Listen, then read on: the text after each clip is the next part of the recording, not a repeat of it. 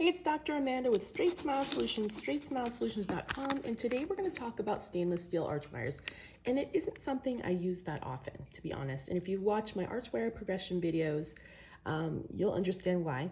If you haven't watched those videos, they are in there. They're in the straight wire playlist, the braces playlist. So if you go to my homepage of YouTube, StraightSmile Solutions YouTube. So not YouTube in general, but you actually have to put in StraightSmile Solutions at the top. Go to our homepage. You will see 12 different playlists on the homepage.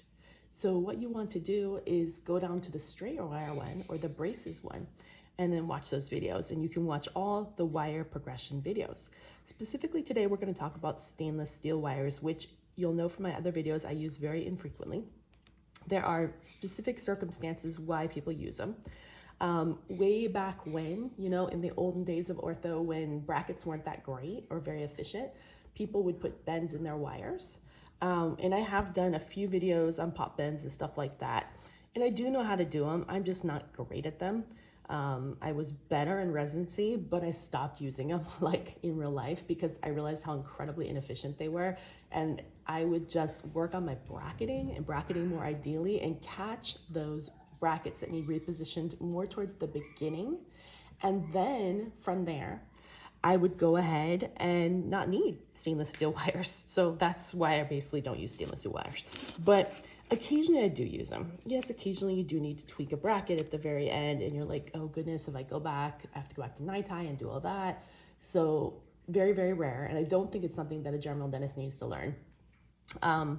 The other reason occasionally I would use it, and again, this shouldn't be something that should come up in a general dental practice unless you're picking cases incorrectly. You shouldn't pick this kind of cases.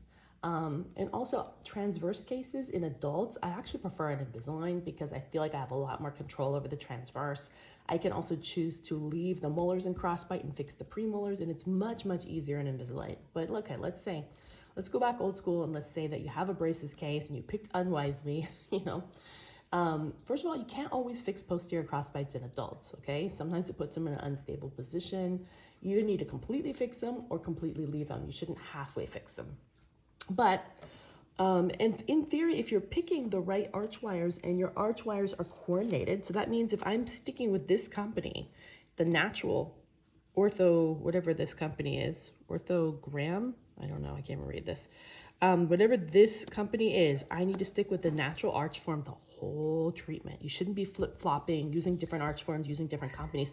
Stick with one type of arch wire, one type of arch form, and your uppers and lowers need to match, and you shouldn't use an upper on a lower and a lower on an upper. There's no such thing as universal arch wires. That's a pile of BS that people are trying to sell you, try to make things more simple, and it actually messes up the bite. So same thing, let's see this one. You could use this company, okay? This is their ovoid, Orthoform ovoid. You have to stick with this arch wire, arch form, the whole case. So you need to either stock only one type in your office or you need to write down on each patient which type you're using because you're not gonna know, right? All right, so let's go back to what we were talking about.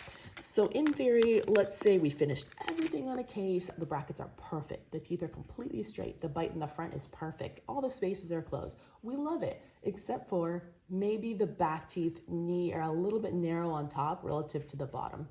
Now, if this was a teenager, I would have said, did you use an RPE? Did you use an expander? Because that would have been the right way to fix this way back when. You can still go back if it's a teenager and still use the expander. It's going to be way more predictable to throw one in with your braces just to finish it up, even if it's towards the end, than try to do this way. But let's say you have an adult who's over age 20 and you just want to get the upper arch a tiny bit wider so it coordinates better and you just couldn't get it with the regular arch wires. You would want to get at least an 1825, if not a 1925 stainless steel wire, okay? Now, if I had a lower stainless steel, but I don't usually do this on lower, this is more of an upper thing, I would match it with the same arch form with the NITI or whatever I had in, and then I would just give it a gentle pull, like this, okay? So this is how it is now. Now let's compare it to the original one. You see the difference?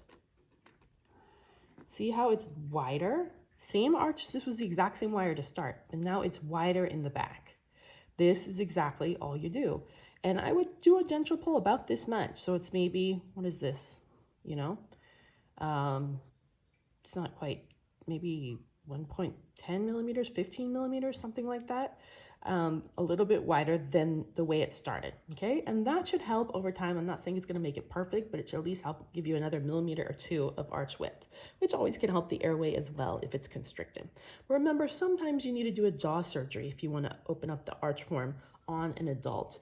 Everything else is not too predictable, which is the whole reason why we want to go ahead and catch these cases when the kiddos are young and treat them correctly with why we can still do skeletal palatal expansion. All right, thanks so much. And if you want to learn more about that, you can check out my playlist on early phase 1 interceptive, again, on my homepage. All right, thanks for the question, and keep those questions coming, and we'll make you more videos. Take care.